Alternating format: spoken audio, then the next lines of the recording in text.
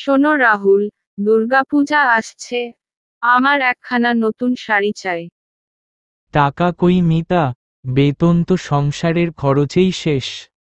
বছরে একবারই তো উৎসব, আমি কি একখানা শাড়িও পাবো না? কাপড় আনতে পারবো না, বর্তমান আমার কাছে 1 টাকাও নেই। শাড়ি না এনে দিলে বাপের বাড়ি চলে যাব আর বাড়ি আসবো না। না সোনা, তুমি বাপের বাড়ি যেও না, আমি তোমার জন্য কালকে একটা দামি শাড়ি নিয়ে আসবো। পরের দিন রাহুল অফিসের দিন আধ খেটে তার বউর জন্য শাড়ি নিয়ে এলো। সে দেখে রাহুলের বউ অনেক খুশি হয়ে গেল। মিতা বলল আউলকে, তোমার জন্য কিছু আনোনি?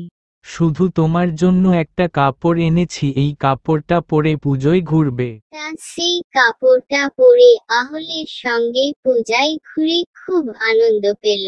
এরকম ভিডিও দেখতে হলে চ্যানেলটাকে সাবস্ক্রাইব এবং কমেন্ট শেয়ার করতে ভুলবেন না। পরের ভিডিও দেখার জন্য সবাই সুস্থ এবং ভালো থাকবেন। ধন্যবাদ।